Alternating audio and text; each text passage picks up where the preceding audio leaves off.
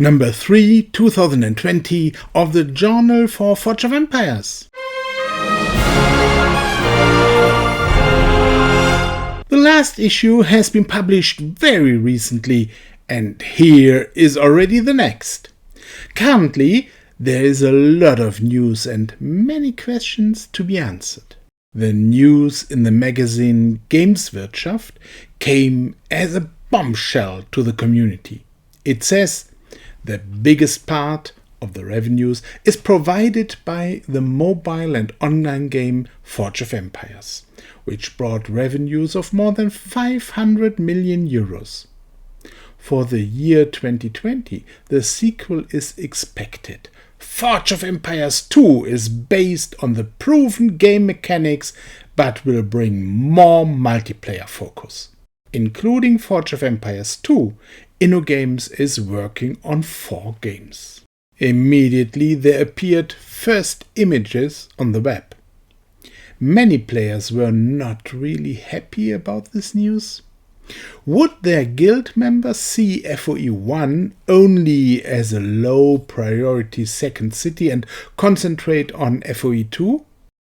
Is it still a good idea to invest a lot of time into FoE1 if the sequel is coming this year already? Besides being interested in experiencing something new, there was a lot of skepticism in these many questions I received in the past days.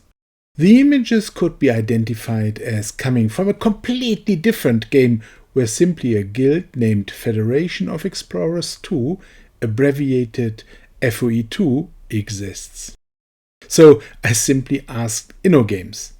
Peter Mayenburg, head of public relations at InnoGames since 2016, provided a very clear answer, not leaving room for assumptions. This communication was not initiated by us.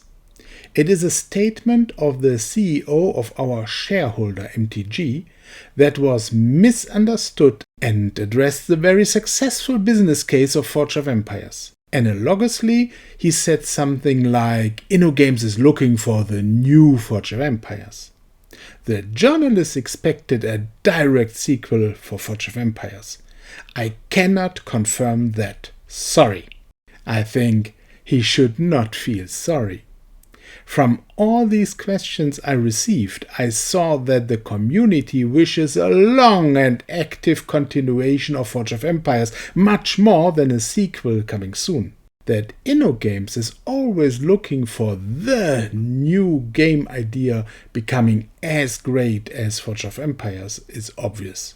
There will definitely be no sequel this year, and we will be looking forward to seeing a lot of new content in Forge of Empires.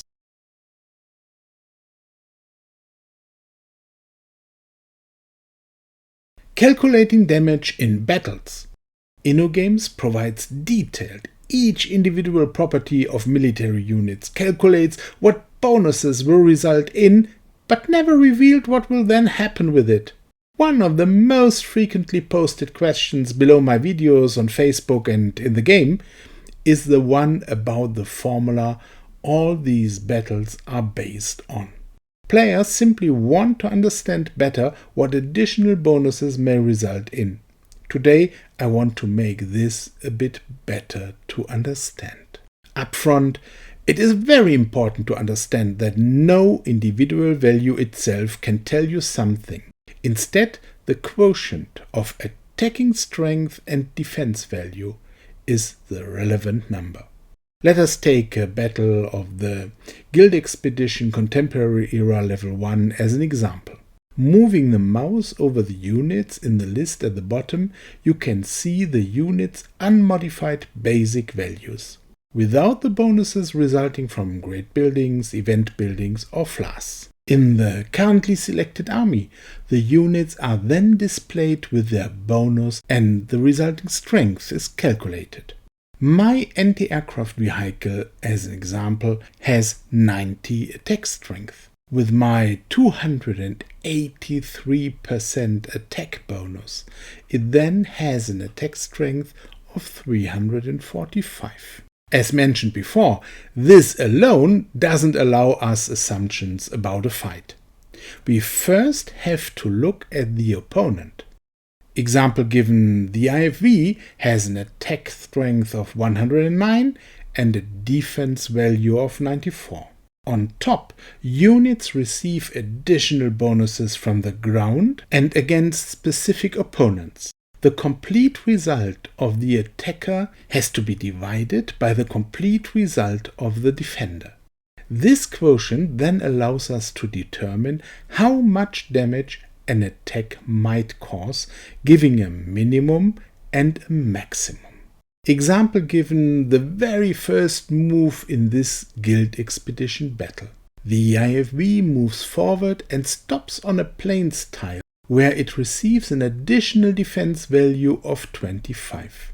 Its attack strength doesn't matter in this example, as the IFV cannot do more than changing the attacked rogue to an anti-aircraft vehicle, independent of how strong it might be.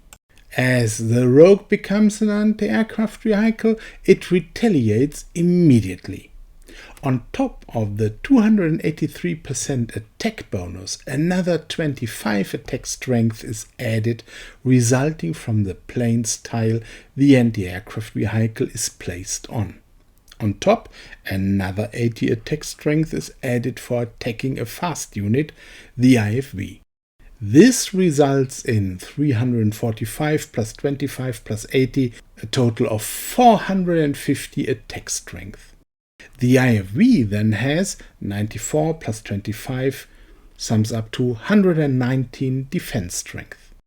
The quotient then is 450 divided by 119 is 3.78. A look on our diagram reveals we can expect to cause a minimum of 8 and a maximum of 9 damage points against that IFV. The exact value is then picked randomly between both borders. You can make up the same calculation for each other fight to understand the underlying math. Much more interesting for most players is a completely different point of view. What would an increase of my attack bonus result in? If you have a bad attack bonus, each change brings a huge advantage. Different in our example. You see that the next increase of damage would happen as a quotient of 10. To achieve that, the attack strength would have to be lifted to 1190. This means that you need 1206% attack bonus to add a single more damage point. In this example, some more levels of a great building or adding a couple of event buildings with attack bonus would not make any difference at all. Only rising the attack bonus from currently 283% to 1206% would make a real change. Then you even have the chance to kill the opponent with only one hit. Such calculations can help to determine the benefit of an additional event building. Of course, attacking a different unit or unit with much better defense bonus changes the calculation completely, and then added bonus might make a huge difference. Those who currently might fail at a certain platform of the guild expedition might calculate if there's a chance to let some more bonus from a flask or a new event building make a difference. This is how you can use this knowledge to your advantage. The art exhibition. Soon the antiques dealer occasionally will offer a brand new building, the art exhibition. I bought it for 28,350 trade coins and 63 gemstones. It also can be won in an auction, but as a new building, players are bidding huge numbers of trade coins on it. I constructed level 1 of that building and it still has very humble properties. This building can be upgraded up to level 8, and already after the first upgrade, it has very interesting values. On the highest level, it provides population, more happiness than population is added, many coins, some supplies, 25 goods and 10 forge points on a 4x4 floor size. A good reason to save some trade coins and gemstones.